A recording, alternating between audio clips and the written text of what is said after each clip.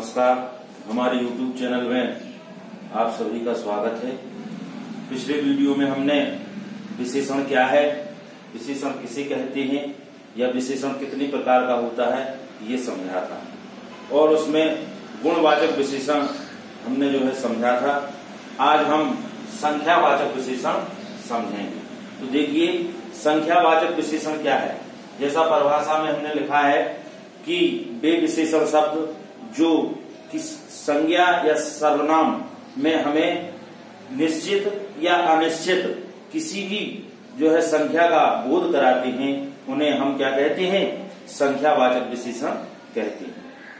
सरल शब्दों में सीधा हम कह देंगे कि वे विशेषण शब्द जो संज्ञा और सर्वनाम में हमें किसी संख्या का बोध कराते हैं, उन्हें हम विशेषण संख्यावाचक विशेषण शब्द कहते हैं। जैसे अब संख्या कोई भी हो सकती है, 1, 2, 8, 10, कोई भी संख्या जिसका बोध हमें इसके अंतर्गत हो रहा है, इन शब्दों के अंतर्गत हो रहा है, वो संख्यावाचक विशेषण के अंतर्गत आ जाती है। जैसे उदाहरण में हम देखेंगे, 5 घोड़े दौड़ते हैं, 7 विद्यार्थी पढ़ते हैं। तो 5 घोड़े दौड़ते हैं यानी 5 घोड़े, 5 संख्या का हमें इसमें बोध हो रहा है। संख्यावाचक विशेषण को 2 भागों में विभाजित किया गया है, एक निश्चित संख्यावाचक और एक अनिश्चित संख्यावाचक। तो हम देखेंगे निश्चित संख्यावाचक क्या है और अनिश्चित संख्यावाचक क्या है।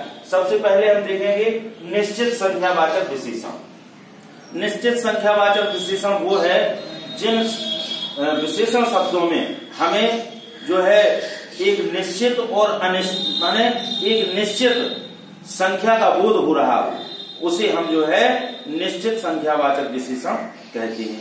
जैसे उदाहरण के लिए हम देखेंगे, कक्षा में 40 विद्यार्थी हैं, माने कक्षा में कुल कितने विद्यार्थी बैठे हैं, 40 बैठे हैं। ठीक है, तो हम ये देखेंगे। फिर उसके बाद अनिश्चित संख्यावाचक विशेषण। अनिश्चित संख्यावाचक विशेषण हम उसे कहेंगे जिन विशेषण शब्दों में हमें किसी निश्चित संख्या का बोध नहीं हो रहा हो, माने संख्या का बोध तो हो रहा हो लेकिन कितनी संख्या है इसका निश्चित नहीं हो, तो ऐसे शब्दों को हम अनिश्चित संख्यावाचक विशेषण कहेंगे। जैसे डलिया से कुछ पुष्प गिर गए, या पेड़ से कुछ फल गिरे हैं, या कुछ छात्र दौड़ रहे हैं। ये जो सारे शब्द हैं ये अनिश्चित संख्यावाचक विशेषण कहलाते हैं। तो निश्चित संख्यावाचक विशेषण जिसमें हमें संख्याओं का निश्चित पता है कि कितनी संख्या है, ऐसे विशेषण शब्द जो है निश्चित संख्यावाचक विशेषण कहे जाएंगे।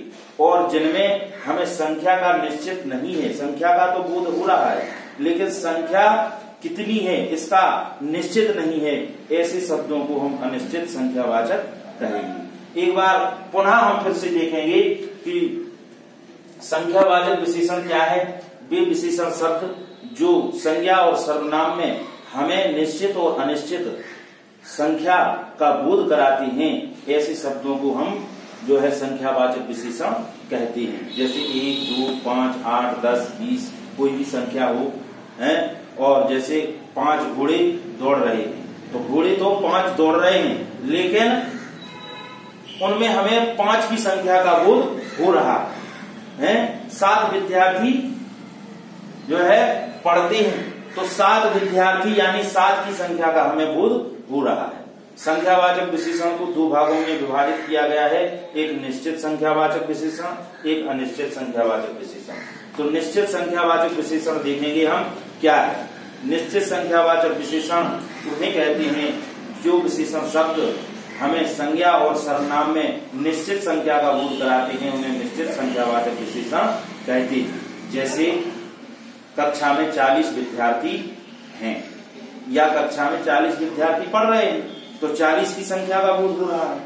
अनिश्चित संख्यावाचक विशेषण, अनिश्चित संख्यावाचक विशेषण वो है जिसमें हमें संख्या का तो बोध हो रहा है लेकिन कितनी संख्या है उसका बोध नहीं हो रहा है, उसका ज्ञान हमें नहीं हो रहा है कि कितनी संख्या है, ऐसे शब्दों को अनिश्चित संख्यावाचक विशेषण कहेंगे। जैसे कुछ फल वृक्ष से गिरे हुए हैं या डलिया से कुछ पुष्प गिर गए, ऐसे शब्द जिनमें हमें निश्चित संख्या का बोध या ज्ञान नहीं है हो रहा है, ऐसे शब्दों को हम अनिश्चित संख्यावाचक विशेषण कहेंगे। धन्यवाद।